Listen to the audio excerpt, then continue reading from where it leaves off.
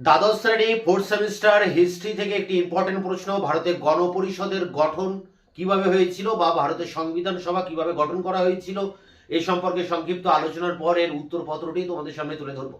দেখো, 1950-এর 26শে জানুয়ারি ভারতের সংবিধান গৃহীত হয়, কিন্তু তার আগে যখন ভারত পরাধীন ছিল, সেই পরাধীন ভারতের থাকা অবস্থা থেকেই ভারতীয়রা গণপরিষদ গঠনের দাবি জানিয়ে আসছিল।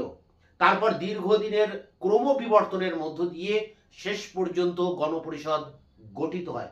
তা গণপরিষদ গঠিত হওয়ার অনেকগুলো ধাপ রয়েছে, সেই ধাপগুলো আমরা দেখব। প্রথমে দেখো রয়েছে বিভিন্ন সম্মেলনের দাবি মেনে। তা বিভিন্ন সম্মেলন যেগুলো এর আগে হয়েছিল, বিশেষ করে জাতীয় কংগ্রেসের যে বাৎসরিক অধিবেশন, সেই সমস্ত অধিবেশনে ভারতীয়দের জন্য গণপরিষদ গঠনের দাবি ওঠে।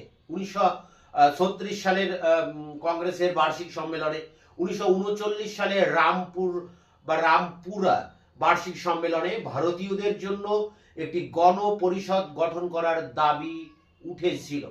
এরপরে দেখো, কুপল্যান্ড পরিকল্পনার বিকল্প হিসেবে, দ্বিতীয় বিশ্বযুদ্ধ যখন চলে তখন চার্চিল ছিলেন ইংল্যান্ডের প্রধানমন্ত্রী।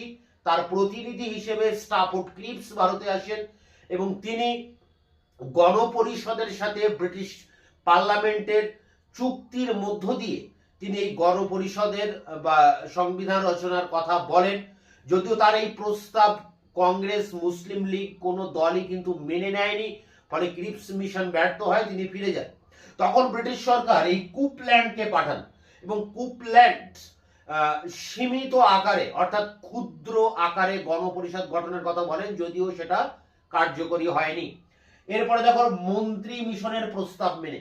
তা মন্ত্রী মিশন যখন ভারতে আসে তখন মন্ত্রী মিশনের প্রস্তাব অনুসারে ভারতে প্রথম গণপরিষদ গঠিত হয় এবং এখানে মন্ত্রী মিশনে বলা হয় যে ভারতে যে সমস্ত ব্রিটিশ আশ্রিত রাজ্য আছে এবং দেশীয় রাজ্য আছে, এই সমস্ত রাজ্যগুলোর ভিতর থেকে মানুষের যে জনসংখ্যার যে সমানুপাতিক হার, সেই হার অনুযায়ী প্রতি 10 লক্ষ জনগণ পিছু একজন করে প্রতিনিধিকে নির্বাচন করা হবে এবং এইভাবে 298 জনের একটি গণপরিষদ গঠিত হবে। এইভাবে তার বক্তব্য অনুযায়ী বা মন্ত্রী পরিষদের সুপারিশ ক্রমে ভারতে প্রথম গণপরিষদ গঠিত হচ্ছে। এরপরে দেখো, নির্বাচনের মাধ্যমে। তা মন্ত্রী মিশনের প্রস্তাব মেনে গণপরিষদ গঠিত হওয়ার জন্য 1946-এর জুলাই মাসে গণপরিষদে একটা ভোট হয়, একটা গণভোট হয় এবং এই ভোটে 294টা সিটে কংগ্রেস প্রায় 70% আসন লাভ করে, অর্থাৎ 208টি আসন লাভ করে এবং গণপরিষদ গঠিত হয়। এবং এই গণপরিষদ দীর্ঘদিন আলাপ আলোচনার পর একটা সংবিধান রচনার জন্য একটা খসড়া কমিটি তৈরি করে। এই খসড়া কমিটি তৈরি করেছিল 1947-এর 29শে আগস্ট, স্বাধীনতার ঠিক কয়েকটা দিন পরে। তো এইভাবে দেখা যায় যে ভারতের গণপরিষদ বা সংবিধান সভা গঠিত হয়েছিল এবং এই সংবিধান সভা একটি সংবিধান রচনা করে, যে সংবিধান কার্যকরী হয় 1950-এর 26শে জানুয়ারি। তো সেই গণপরিষদ বা সংবিধান সভা গঠনের যে ধাপগুলো রয়েছে, এই ধাপগুলোকেই এখানে তুলে ধরতে হবে, তবেই তার গঠন বিষয়টা উল্লেখ করা হবে। এবার এর যে অ্যান্সার, সেই অ্যান্সার নিয়ে আমি অন স্ক্রিনে তোমাদের সামনে তুলে ধরছি।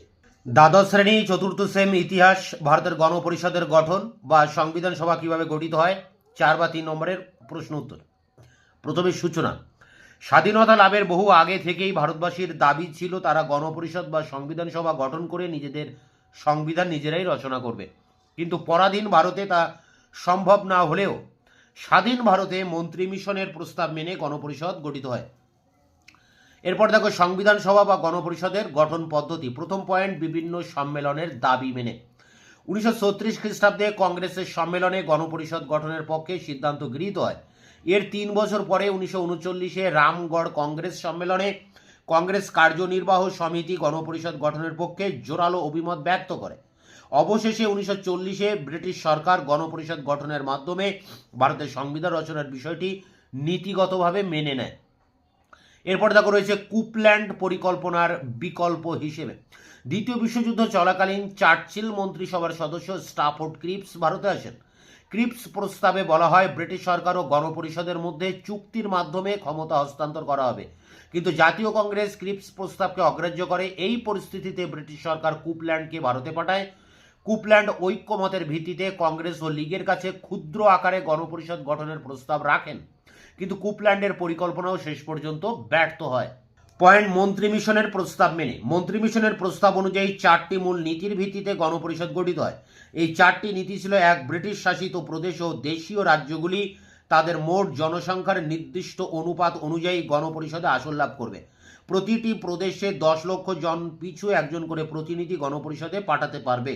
2. গণপরিষদের সকল আসন সাধারণ শ্রেণী অর্থাৎ শিখ মুসলমান, এবার শিখ ও মুসলমান এই 3 সম্প্রদায়ের মধ্যে আনুপাতিক হারে ভাগ করে দেওয়া হয়। 3. প্রাদেশিক আইনসভাগুলিতে প্রত্যেকটি সম্প্রদায়ের সদস্যবৃন্দ একক হস্তান্তরযোগ্য সমানুপাতিক ভোটাধিকার প্রয়োগ করে নিজ নিজ প্রতিনিধি নির্বাচন করতে পারবে। 4. দেশীয় রাজ্যগুলি থেকে 93 জন প্রতিনিধি পাঠানো যাবে। শেষ পয়েন্ট, নির্বাচনের মাধ্যমে। 1946 খ্রিস্টাব্দের জুলাই মাসে গণপরিষদ গঠন করার জন্য এক নির্বাচন অনুষ্ঠিত হয়। চিফ কমিশনার শাসিত 8টি আসন সমেত ব্রিটিশ 4টি আসন সমেত ব্রিটিশ ভারত থেকে মোট 296 জন প্রতিনিধি নির্ধারণের জন্য এই নির্বাচন অনুষ্ঠিত হয়। এই নির্বাচনের দলগত বিচারে কংগ্রেস শতকরা 69% আসন লাভের মাধ্যমে নিরঙ্কুশ প্রাধান্য প্রতিষ্ঠা করে, অর্থাৎ 292টি প্রাদেশিক আসনের মধ্যে কংগ্রেস পায় 208টি আসন। উপসংহার: সংবিধান রচনার লক্ষ্যে গঠিত খসড়া কমিটি 1947-এর 29শে আগস্ট গণপরিষদের কাছে খসড়া সংবিধান পেশ করে। দীর্ঘ আলাপ আলোচনার পর রচিত হয় ভারতীয় সংবিধান। তো এই ছিল ভারতের গণপরিষদের গঠন বা সংবিধান সভার গঠন। এটি সংগ্রহ করে পরীক্ষার প্রস্তুতি নাও। দেখা হচ্ছে অন্য ভিডিওতে। ততক্ষণ চ্যানেলকে সাবস্ক্রাইব করে রাখবে, বন্ধুদের কাছে শেয়ার করবে। ভিডিওটি ভালো লাগলে অবশ্যই একটা লাইক দেবে।